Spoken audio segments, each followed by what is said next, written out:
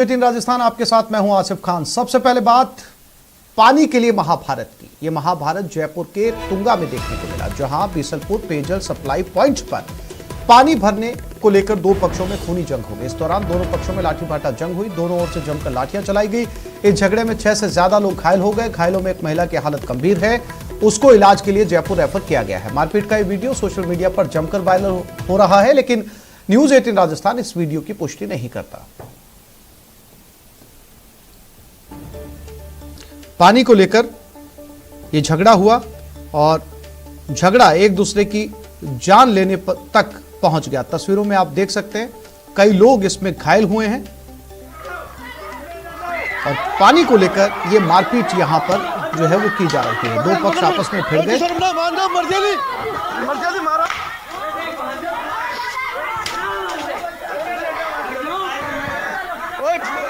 Police ने phone कर, मैं अरे पुलिस ने फोन कर, छोड़ गलत है। हालांकि न्यूज 18 राजस्थान इस वीडियो की पुष्टि नहीं करता, लेकिन जो जानकारी में निकलकर सामने आ रही है, जयपुर में ही तुंगा इलाके के अंदर ये तस्वीरें हैं, जहां पर पानी भरने को लेकर ये एक दूसरे की जान लेने की नौबत आ गई। कई लोग इसमें घायल हुए हैं, महिलाएं भी इस झगड़े में शामिल हैं। कुछ आवाजें बीच में से समझाइश की भी आ रही हैं। सौरभ गस्ती हमारे संवाददाता हमारे साथ जुड़ गए। सौरभ, पानी को लेकर एक दूसरे की जान लेने पर आमादा हैं ये लोग, क्या है पूरा मामला? जी बिल्कुल, देखिए तुंगा थाना क्षेत्र का ये मामला और आज सुबह की ये घटना है। पानी भरना था, बीसलपुर पेयजल सप्लाई पॉइंट जो है वहाँ पर पानी भरने को लेकर दो समुदाय के लोग जो है वो मौके पर पहुंचे थे और वहाँ पर किसी बात को लेकर कहासुनी हो गई और कहासुनी कुछ ही देर में झगड़े में तब्दील हो गई और इस दौरान लाठियों से और पत्थरों से एक दूसरे पर वार करना जो है वो शुरू कर दिया और इसमें 8 से 10 लोग जो है वो घायल हुए हैं।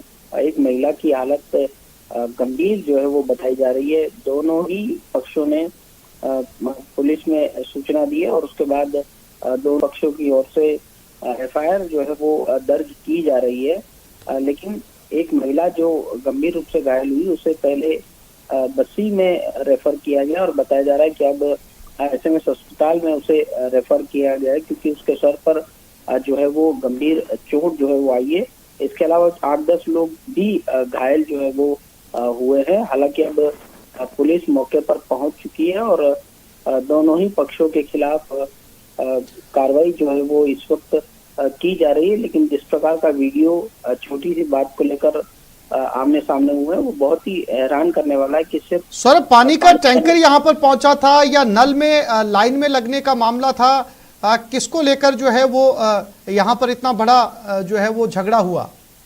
देखिए, ये पानी जो है वो बीसलपुर पेयजल सप्लाई पॉइंट है, वहां पर पानी भरने के लिए दोनों पक्ष आए हुए थे। दोनों पक्षों की महिलाएं जो है वो वहां पर पहुंची हुई थी और वहां पर पहले भरने के संबंध में जिस प्रकार की जानकारी मिल रही है, पहले भरने की बात को लेकर दोनों पक्ष पहले दोनों में कहासुनी हुई और फिर कहासुनी झगड़े में तब्दील हो गए और महिलाओं के जो पुरुष थे वो जो है वो मौके पर पहुंच गए और फिर लाठियों से एक दूसरे पर हमला करना जो है वो शुरू कर दिया और देखते ही देखते मामला इतना बड़ा हो गया कि 8-10 लोग जो है वो इसमें घायल हो गए।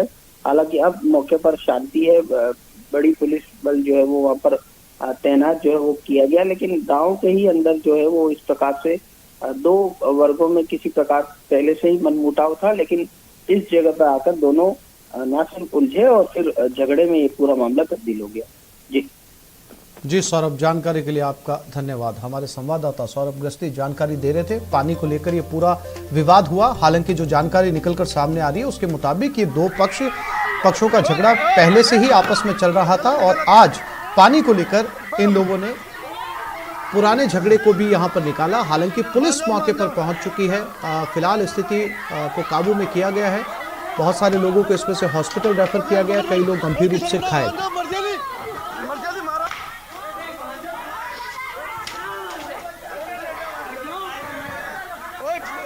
पुलिस ने फोन कर, मैं अरे पुलिस ने फोन कर छोड़, ओए, गलत है। उप जिला प्रमुख उप प्रधान चुनाव आज है। आज भी कई जगह उलटफेर की संभावना है। जयपुर में कुल 4 सदस्यों ने नामांकन किया है। 3 बीजेपी से, 1 कांग्रेस ने नामांकन किया। बीजेपी से रामकेश मीणा, राजकंवर शारदा यादव ने नामांकन भरा है। कांग्रेस की तरफ से मोहन डागर प्रत्याशी बने हैं। बीजेपी की तरफ 3 लोगों ने नामांकन किया। उप जिला प्रमुख के लिए 4 नामांकन हुए। मोहन डागर ने नामांकन किया। तीसरी बार मोहन डागर चुनाव जीते हैं। तो जयपुर जिला प्रमुख चुनाव की सरगर्मियां आज भी बीजेपी की तरफ से 3 नामांकन दाखिल हुए हैं।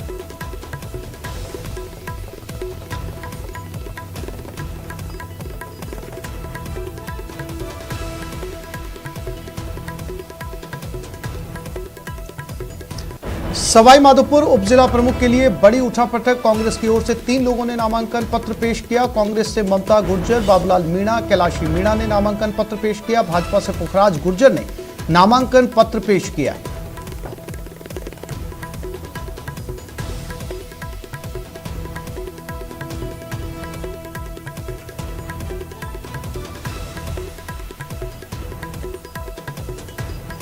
जोधपुर में जिला प्रमुख लीला मदेरना बनने के बाद आज उप जिला प्रमुख के लिए नामांकन दाखिल किए जा रहे हैं। जोधपुर में जहां कांग्रेस की ओर से विक्रम बिश्नोई ने नामांकन दाखिल किया, वहीं दूसरी ओर भारतीय जनता पार्टी की ओर से सुशीला बिश्नोई ने नामांकन दाखिल किया है।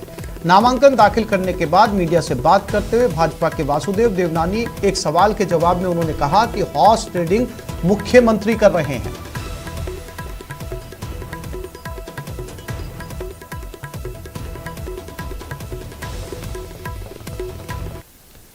हमारे जिला परिषद के सदस्य सुशीला बिश्नोई को हमने हमारा उप जिला प्रमुख का उम्मीदवार बनाया है। सर कितनी उम्मीदें हैं, क्योंकि हमें कल पूरी उम्मीद है कि कल मुख्यमंत्री जी ने अपने पद के आधार पर दबाव और प्रलोभन की राजनीति उन्होंने की। कांग्रेस के अंदर कई लोग अपने आप को कुंठाओं में पा रहे हैं। जयपुर में तो कुंठा बाहर आ गई, लेकिन यहाँ कुंठा को उन्होंने दबाने में वो सफल हुए हैं। इस आधार पर कल वो विजयी हुए। पार्टी ने विक्रम जी बिश्नोई के अंदर विश्वास जताया है और मुझे लगता है जो आप कह रहे थे उसकी तस्दीक हम पुराने ढर्रे के अंदर जोधपुर पुनः किसान राजनीति को, पंचायती राज को सशक्त करने के लिए हम परिवारों के साथ जो विश्वास जताया, जो जनता की मंशा थी, जो नब्ज थी, उसको पार्टी ने समझा। और मुझे लगता है कि आने वाले इस 5 साल के कार्यकाल के अंदर जो ग्रामीण बेस है वो मजबूती पाएगा। उनके जो 3 कैंडिडेट ने भरा फॉर्म, आप उससे सोच सकते हैं भरने के बाद विड्रॉ करना एक नाटकीय था और कहते कि लेट हो गए हम। उनकी मंशा थी खड़े होने की, 3 कैंडिडेट की उनकी मंशा थी। पूरी पार्टी जो अंदर कई लोग कुंठित महसूस कर रहे थे।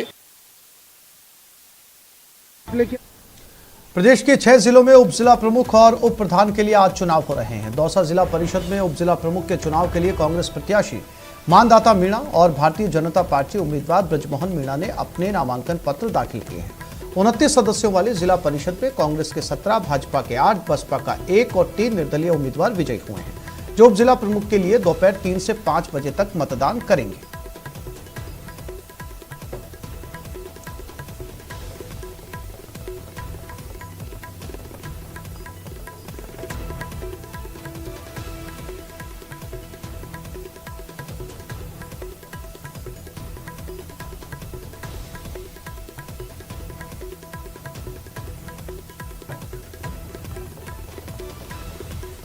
और इसी खबर पर हमारे साथ हमारे 3 साथी जुड़ गए हैं। सचिन कुमार जयपुर से, बाबूलाल धायल जयपुर से और दीपक पुरी भरतपुर से।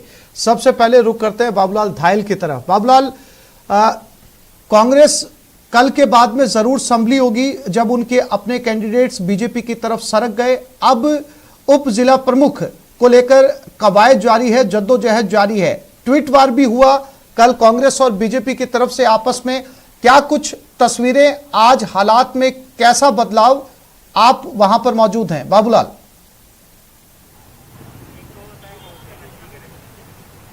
आसिफ, उप जिला प्रमुख चुनाव की तस्वीर साफ हो गई है। कांग्रेस और बीजेपी का एक एक उम्मीदवार अब सामने है। मोहन डागर कांग्रेस के प्रत्याशी हैं, तो बीजेपी ने राज कंवर को मैदान में उतारा है। पहले 3 उम्मीदवारों ने पर्चे दाखिल किए थे, 2 ने वापस ले लिए हैं। और अब सीधा मुकाबला मोहन डागर और राज कंवर के बीच में होगा। राज कंवर का नाम तय करने में बीजेपी को खूब पसीने आए हैं। राज कंवर ने धमकी दे दी थी, चेतावनी दे दी थी कि नहीं, उनको इग्नोर किया जा रहा है। वो जिला प्रमुख की दावेदार थी, लिहाजा अब अगर उन्हें उप जिला प्रमुख नहीं बनाया गया तो फिर उनके लिए वो पार्टी का साथ नहीं दे पाएंगे। यहाँ तक की बातें आ रही थी अंदर खाने, लेकिन राजेंद्र राठौड़ की मेहनत जो है वो सफल रही और उन्होंने राज कंवर को न केवल मनाया बल्कि आखिरकार वो आम सहमति बनाने में भी कामयाब रहे। और अब राज कंवर बीजेपी की ओर से प्रत्याशी हैं। बीजेपी के सामने एकजुट रखना अपने तमाम जो जीते हुए उम्मीदवार हैं उनको एक बड़ी चुनौती फिलहाल होगा, क्योंकि अंदर खाने एक अलग ही खिचड़ी पक रही है और सब लोग जितने भी दावेदार थे वो चाह रहे थे कि उनके नाम पर सहमति बने, लेकिन एक कोई उप जिला प्रमुख बनना है। तो ऐसी सूरत में जब तक वोट पूरे नहीं पड़ जाएंगे तब तक कांग्रेस उम्मीद करेगी कि कहीं न कहीं से एक वोट उन्हें मिल जाए। एक वोट ही जो है वो निर्णायक साबित होगा और उस एक वोट की तलाश में कांग्रेस के नेता भी कहीं पीछे नहीं है। तमाम कोशिशें की जा रही उनकी ओर से भी भाजपा खेमे में सेंधमारी करने की। देखना ये होगा कि आखिर वो इसमें कामयाब होते हैं या नहीं, या बीजेपी कल की तरह फिर से सियासी एकजुटता का प्रदर्शन करती है और कांग्रेस के खेमे में सेंध मार देती है। तो कुल मिलाकर के अभी मुकाबला जारी है, निगाहें टिकी हुई है। 3 बजे जब मतदान शुरू होगा तब नेताओं के चेहरे बताएंगे कि वो किस तरह से तैयार होके आए हैं। कहीं न कहीं सियासी खेला हो गया तो बीजेपी के हाथ से बाजी निकल सकती है, लेकिन कांग्रेस कोशिश पूरी कर रही है, वो पीछे नहीं रह रही है। मोहन डागर तीसरी बार के जिला परिषद का चुनाव जीतने वाले उम्मीदवार हैं। वो यही चाह रहे हैं कि इस बार तो उनके नाम की लॉटरी लग जाए। उन्होंने तमाम लोगों को कन्विंस करने की कोशिश की है। कांग्रेस के नेता भी पूरी ताकत झोंके हुए हैं इस वक्त तो कि कल जो किरकिरी हुई है आज कुछ ठीक ठाक हो जाए, उप जिला प्रमुख कांग्रेस का बन जाए तो सम्मान बहाल हो जाएगा पार्टी का वर्कर्स के बीच में। बाबूलाल, इस बीच आपको बता दें बीजेपी के 3 सदस्यों ने नामांकन वापस ले लिया है, इस वक्त की बड़ी खबर। और अपने दर्शकों को एक बार फिर से बता दें कि बीजेपी के सदस्यों ने नामांकन वापस लिया। सचिन भी बने हुए। बाबूलाल, मैं फिर से आपके पास में लौटूंगा। सचिन, कल बीजेपी प्रदेश अध्यक्ष सतीश पूनिया ने 3 जगहों को लेकर ट्वीट भी किया था कि खेला होबे, और खेला जो है वो हुआ। आज उप जिला प्रमुख की बात है, जिला प्रमुख की भी बात थी। क्या स्थिति संभली हुई है या कांग्रेस अभी भी फूंक फूंक कर कदम रख रही है?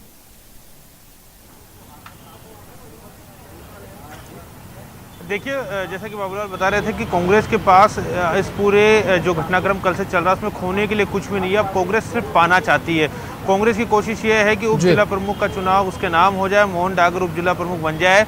तो कार्यकर्ताओं में जो निराशा कल को लेकर हुई है, जिस तरह से बयानबाजी हुई है, जिस तरह से बीजेपी के दफ्तर में जश्न मनाया गया है जीत के बाद, तो वो जो मनोवैज्ञानिक हार और रणनीतिकार हार कांग्रेस की हुई है जयपुर में, उससे कहीं ना कहीं एक मरहम लगाने की कोशिश कांग्रेस की है और कुछ हद तक शायद कामयाबी कांग्रेस को मिल भी सकती थी। लेकिन अब जिस तरह से बीजेपी ने डैमेज कंट्रोल किया है, राज कंवर को प्रत्याशी बनाया गया है। पहले 3 उम्मीदवारों ने नॉमिनेशन फाइल किया था, पहले शारदा कंवर, उसके बाद मनोज कुमावत और फिर राज कंवर। राज कंवर सबसे ज़्यादा वोटों से जीत कर आई थी। वार्ड 19 से उन्होंने 4507 वोटों से वो जीती थी और जिला प्रमुख की प्रबल दावेदार मानी जा रही थी। लेकिन सबसे बड़ा काम ये हुआ कि जब वोट कम पड़े उसके बाद रमा देवी को शामिल किया गया और रमा देवी इसी शर्त पर शामिल हुई कि वो जिला प्रमुख बनेगी और उन्हें जिला प्रमुख बनाया गया। तो कहीं ना कहीं राज कंवर के मन में टीस थी और यही वजह थी कि आज वो जिला प्रमुख के नाम पर अड़ गए, जैसा कि बाबूलाल बता रहे थे। और जो अन्य उम्मीदवार थे वो भी चाहते थे कि जिला प्रमुख में उन्हें बनाया जाए, लेकिन अब शायद डैमेज कंट्रोल करती हुई बीजेपी नजर आ रही है। शारदा कंवर और मनोज कुमावत ने अपना नाम वापस ले लिया है और अब आमने सामने का मुकाबला होगा कांग्रेस के मोहन डागर और बीजेपी के राज कंवर के बीच में, उप जिला प्रमुख के बीच में जो है अभी सीधा चुनाव होगा। जी, दीपक पुरी भी भरतपुर से हमारे साथ बने हुए हैं। दीपक, क्या अपडेट आपके पास भरतपुर से?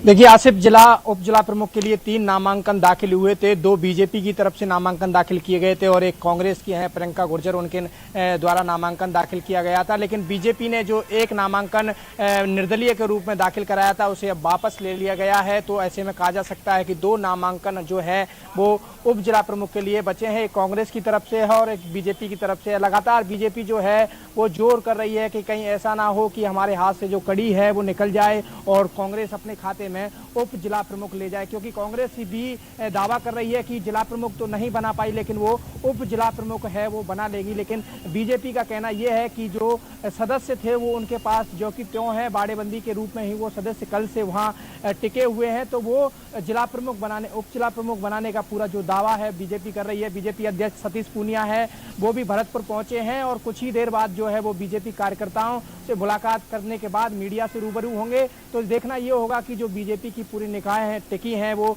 उप जिला प्रमुख बनाने में टिकी हैं, क्योंकि जिस तरह से देखा गया था कि बीजेपी के पास 17 सदस्य थे लेकिन 28 मदों से जो है उप जिला प्रमुख बनाने में सफलता पाई है। ऐसे में अब कहना यह है कि जिस तरह से कल जिला प्रमुख के लिए मतदान हुआ था उसी तरह से आज उप जिला प्रमुख के लिए भी मतदान होगा और स्पष्ट रूप से बहुमत के साथ जो है बीजेपी उप जिला प्रमुख बनाएगी। लेकिन अब ये तो वोटिंग के दौरान ही देखा जाएगा, क्या ऐसा तो नहीं है कि कहीं कांग्रेस ने बीजेपी के बाड़ेबंदी में सेंधमारी कर ली हो और जो कुछ सदस्य हैं उनको तोड़ लिया, क्योंकि 14 सदस्य तो कांग्रेस के पास पहले से ही थे। लेकिन जिला प्रमुख में देखा गया था कि 14 सदस्यों में से 5 जो सदस्य थे वो बीजेपी में चले गए। तो ऐसे में कहा जा सकता है कि बीजेपी पहले ही कांग्रेस की बाड़ेबंदी में सेंधमारी कर चुकी थी। तो ऐसा ना हो कि क्रॉस वोटिंग का जो डर है दोनों ही पार्टियों को सता रहा है, लेकिन दोनों ही पार्टियां जो है उप जिला प्रमुख बनाने की कवायद में जुटी हैं। कुछ देर बाद ही जो है 3 बजे के बाद मतदान प्रक्रिया शुरू होगी। 2 नामांकनों के दौरान 2 नामांकन भरे गए हैं, दोनों पर ही मतदान होगा और जो 5 बजे जो रिजल्ट है वो क्लियर हो जाएगा। अब सबकी निगाहें जो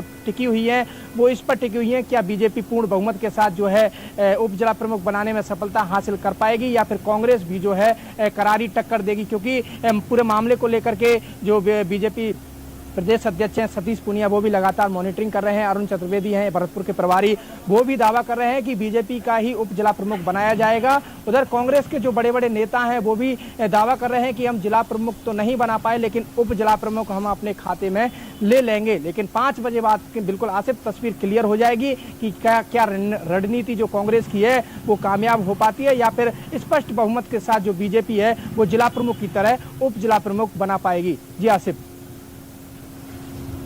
ठीक है बाबूलाल, जैसा कि भरतपुर संवाददाता जानकारी दे रहे हैं कि सतीश पूनिया खुद वहां पर पहुंचे और कल आपने बॉडी लैंग्वेज भी देखी होगी जब प्रेस से वो मुखातिब हो रहे थे। उन्होंने कहा कि कांग्रेस जो है वो ज्यादा विश्वास में सो रही थी और वो जाग रहे थे, उनका जागना काम आया और उनकी बॉडी लैंग्वेज साफ बता रही थी कि जो मेहनत उन्होंने की है, जो रणनीति उन्होंने बनाई थी उसका लाभ उन्हें मिला है। अब वो खुद वहां पर पहुंचे हैं। तो आपको लगता है क्रॉस वोटिंग का डर जो है वो अभी भी सता रहा है? आपको लगता है कि आज जो है वो रणनीति फिर से काम आएगी बीजेपी की? बाबूलाल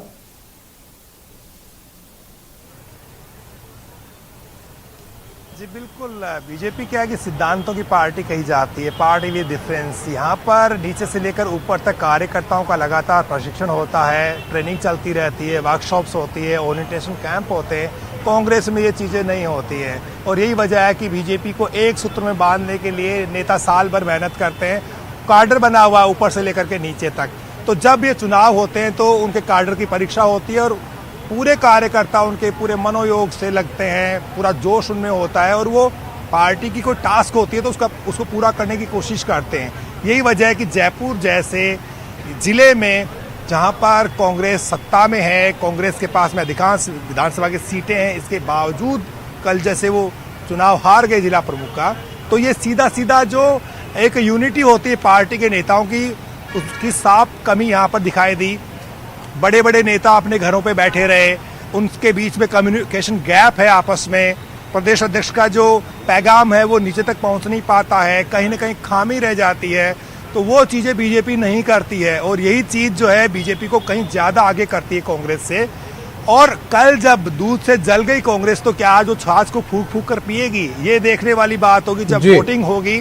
तो क्या जितने वोट कल उनके पास थे क्या उसमें से कहीं वो इजाफा कर पाएगी? क्या उन्होंने कहीं संपर्क साधा है? 1-2 वोट उन्होंने कहीं तोड़े हैं बीजेपी के? तो ये देखने वाली बात होगी। फिलहाल जो है बीजेपी कॉन्फिडेंट है। जयपुर के प्रभारी राजेंद्र राठौड़ वो दावा कर रहे हैं कि हमारा एक भी वोट कहीं कम नहीं होने वाला है, हम लोग कॉन्फिडेंट हैं, हम जयपुर का उप जिला प्रमुख भी बनाने जा रहे हैं। कांग्रेस की रणनीति हमारे सामने कहीं नहीं टिकेगी, हम सब यूनाइटेड हैं और हमारे बीच में कहीं भी कोई मनमुटाव नहीं है। हमारे जो जीते हुए उम्मीदवार हैं वो सब यूनाइट होकर के उप जिला प्रमुख का वोट करने के लिए निकलेंगे। इसलिए यकीन मानिए कि उप जिला प्रमुख बीजेपी का होगा। ये दावा है राजेंद्र राठौड़ का। कुछ भी हो सकता है, एक वोट इधर उधर हुआ और खेल बिगड़ जाएगा, लेकिन कांग्रेस की ओर से जो स्ट्रेटेजी, जो प्लानिंग जो दिखनी चाहिए थी ना, उसका अभाव दिखाई पड़ रहा साफ साफ तौर पर। मोहन डागर जब आए थे तो कॉन्फिडेंट नहीं थे, लेकिन जब उनको खबर मिली कि 3-3 लोगों ने नामांकन दाखिल करे, तब उनकी उम्मीदें परवान चढ़ी। एक बार उनको लगा कि हाँ, सब कुछ संभव हो सकता है, मेरे पक्ष में गेम आ सकता है। लेकिन अब बीजेपी ने जब विड्रॉल कर लिया 2 उम्मीदवारों ने उनके नाम, तो राजकंवर और मोहन डागर के बीच में जो मुकाबला होगा उसमें तस्वीर साफ हो जाएगी किसका पलड़ा भारी है। आज भी बीजेपी भारी रहती है तो फिर कांग्रेस के लिए जयपुर जिले से कुछ भी हाथ नहीं लगेगा उनको। पंचायतों में प्रधान उनके जरूर बन रहे हैं, उप प्रधान भी उनके खाते में थोड़े ज्यादा जाएंगे, लेकिन जयपुर जिला प्रमुख सबसे हॉट सीट मानी जाती है राजस्थान की, वो उनके हाथ से निकली और फिर उप जिला प्रमुख भी वो नहीं बना पाते हैं, तो फिर खाली हाथ रहना तय माना जा रहा। फिलहाल इस वक्त की खबर तो यही है। आसिफ जी, आशीष शर्मा दौसा से हमारे साथ जुड़ गए, उनके पास भी चलते हैं। आशीष, उप जिला प्रमुख और इसको लेकर दोनों ही पार्टियां जो है वो पूरी तैयारी करके जो है वो मैदान में उतरी है। हालांकि कांग्रेस जो है वो दूध की जली है, छाछ भी फूंक फूंक कर पी रही है, क्योंकि कल जो कांग्रेस के साथ हुआ और बीजेपी की रणनीति काम आई, इससे जुड़ी कुछ तस्वीरें। इससे मैं फिर से लौटता हूं आशीष आपके पास में। अशोक चांदना जो है वो कुछ बोल रहे हैं, पहले उनको सुन लेते हैं। माननीय जिला कलेक्टर के अध्यक्षता में कमेटी रहेगी। पहले ये गेम्स, जैसा कि मैं पूर्व में आपको बता चुका हूं, रेवेन्यू विलेज की टीम्स बनेंगी। एक पंचायत में रेवेन्यू विलेज की टीम्स खेलेंगी। जो रेवेन्यू विलेज की टीम पंचायत में चैंपियन बनेगी उसमें बदलाव नहीं होगा, उस रेवेन्यू विलेज की टीम ही पंचायत के नाम से ब्लॉक में खेलेगी, ताकि सिलेक्शन से रिगार्डिंग या सिलेक्शन से लेकर कोई विवाद नहीं हो। ये खेल मात्र ग्रामीण इलाकों में कैसे बच्चों में खेलों का फिर से एक चलन बढ़े, गांव के लोगों में फिर से प्रचलन बढ़े खेलों का, उसको प्रमोशन देने के लिए आयोजन हो रहा है। इसमें खेलने वाले बच्चे मेडल ले आएंगे ये तो तय नहीं है, लेकिन इससे जो बच्चे मोटिवेट होंगे वो एक दिन ओलंपिक्स का मेडल लाने की कतार में खड़े होंगे, ये मैं आपको विश्वास दिला सकता हूं। और एक बार बच्चा मैदान पे आने लग जाता है तो निश्चित रूप से अपार संभावनाएं राजस्थान के बच्चों में हैं, और हमें विश्वास है कि जिस प्रकार से ओलंपिक जो पैरा ओलंपिक्स है उसमें राजस्थान के बच्चों ने, राजस्थान की बेटियों ने, राजस्थान के बेटों ने देश में हाईएस्ट मेडल 5 मेडल लेकर इतिहास रच दिया है। आने वाले समय में 2024 में 2028 के ओलंपिक्स, 2022-26 के कॉमनवेल्थ और एशियाड्स के अंदर हमारे राजस्थान के बच्चे अपना हुनर दिखाएंगे, और ग्रामीण खेलों के माध्यम से ये हम वातावरण बनाएंगे ताकि जो ग्रामीण प्रतिभाएं हैं वो निकल कर सामने आए, वो टैलेंट आए, और उसको हम लोग ट्रेन करेंगे आने वाले समय। ऐप में बहुत सिंपल और साधारण ऐप है। उनकी डिटेल, उनके विलेज की डिटेल, उनके पंचायत की डिटेल, कौन सा खेल वो खेलेंगे, और उनकी ज्योग्राफिकल डिटेल और उनकी निजी पर्सनल आधार कार्ड वगैरह की डिटेल, ताकि उनके आइडेंटिफिकेशन हो कि वो उसी रेवेन्यू विलेज का रहने वाला निवासी है, बस उसके आइडेंटिफिकेशन हो जाए। बहुत सिंपल और साधारण, बिल्कुल कोई भी बच्चा इसको भर दे, ऐसी हम लोगों ने ऐप बनाई है। इसके अंदर देखिए शूटिंग बॉल है, वॉलीबॉल है, कबड्डी भी है, खो खो है और हॉकी है, और टेनिस बॉल क्रिकेट है। 6 गेम्स हैं इसके। कोई एज लिमिट नहीं है इसके अंदर। 50 साल का व्यक्ति भी खेल सकता है, 12 साल का बच्चा भी खेल सकता है, क्योंकि गांव की टीम बनेगी तो सारे एज लिमिट कर देंगे तो टीमें बनेगी, बन नहीं पाएंगी। ज़्यादातर गेम्स ऐसे हैं जिसमें 12-12, 15-15 बच्चों की टीमें होनी है, तो वो टीम एक रेवेन्यू विलेज के स्तर पर यंगस्टर्स की टीम बन जाए या सीनियर्स की टीम बन जाए, ये संभव नहीं है। तो हमने इसमें कोई एज लिमिट नहीं रखी। किसी भी एज का व्यक्ति जो वो टीम या वो गांव वाले सोचे कि वो उनकी टीम के लिए असेट हैं, तो वो बिल्कुल खेल सकते हैं। इसमें बच्चे, बुजुर्ग, जवान सब खेल सकते हैं। देखिए, मैं आपको पहले ही कह रहा हूं कि इसका केवल ग्रामीण इलाकों में ग्रामीण बच्चों को प्रोत्साहन मिले, गांव के अंदर अपने गांव की टीम के प्रति, अपने गांव के खिलाड़ियों के प्रति एक भावना बने, और गांव से कैसे टैलेंट निकले। गांव से टैलेंट तब निकलेगा जब सबसे पहले तो उनके घर वाले और उनके गांव वाले सपोर्ट करेंगे। केवल सरकार संभव नहीं है कि हर रेवेन्यू विलेज के ओरिजिनल टैलेंट को निकाल कर लिया है। पहला सपोर्ट उनको उनके परिवार वालों को और उनके गांव वालों को मिलेगा, तब वो हमारी नजर में आएंगे। तो इसका सर्टिफिकेट का मैं अभी कोई इसके ऊपर कोई बता नहीं सकता हूं। इसके ऊपर भी हम चर्चा करेंगे कि कहीं ना कहीं अगर ग्रामीण खेलों में खेले हुए बच्चे कहीं चैंपियन बनते हैं या कुछ जीतते हैं तो निश्चित रूप से इसके ऊपर विचार किया जाएगा कि इसको किस कैटेगरी में डालना है। नवंबर के अंदर एस्टिमेटेड डेट्स हैं अभी हमारे पास में, आज हम डेट फिक्स नहीं करेंगे। पंचायत लेवल का 2 दिन का आयोजन होगा, ब्लॉक लेवल का 4 दिन का आयोजन होगा, जिला लेवल का 2 दिन का है, तो ऐसे करके 1 महीने के अंदर 1 से 1.5 महीने में कम से कम 10 से 15 आयोजन दिवस रहेंगे, जिसमें पंचायत लेवल, ब्लॉक लेवल, जिला लेवल और प्रदेश लेवल उसके अंदर होगा। डेट्स अभी डिक्लेयर नहीं कर रहे हैं क्योंकि हमारे को बहुत बड़ी तैयारी करनी है। पहले हम पार्टिसिपेशन का देखना चाहते हैं कि पार्टिसिपेशन कितना आता है, उस हिसाब से हम लोग तैयारी करेंगे। ये अपने तरह का पहला है, तो मुझे लगता है कि बहुत सारी संभावनाएं और बहुत सारे चैलेंजेस हैं।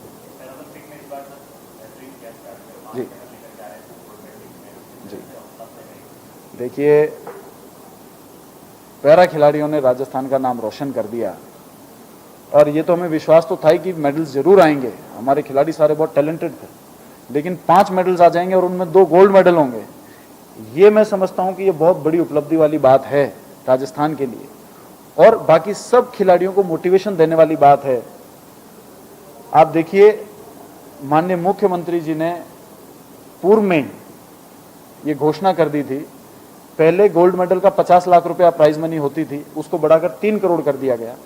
सिल्वर मेडल का 30 लाख रुपए प्राइज मनी होती थी, उसको बढ़ाकर 2 करोड़ कर दिया गया। ब्रॉन्ज मेडल की प्राइज मनी मात्र 20 लाख रुपए होती थी, उसको बढ़ाकर 1 करोड़ कर दिया गया। सारे खिलाड़ी जो मेडल लेकर आए हैं, खेल विभाग की आउट ऑफ टर्न पॉलिसी के तहत सबको सरकारी नौकरियां मिली हैं। मैं समझता हूं कि राजस्थान सरकार ने कोई इन खिलाड़ियों को मोटिवेट करने में कमी नहीं रखी और अब इन खिलाड़ियों के माध्यम से और एथलीट्स जो यंगस्टर्स हैं, 14 साल के हैं, 15 साल के हैं, 17 साल के हैं, 20 साल के हैं, उनको कैसे हम फ्यूचर एथलीट्स के और फ्यूचर असेट के रूप में देश के लिए हम तैयार करेंगे, उसके ऊपर एक बहुत बड़ी तैयारी करके हम हमारे मुख्य खेल अधिकारी जी अभी लगे हैं और उनका एक छोटे से ब्रेक के लिए रुक रहे हैं, जल्द लौटेंगे।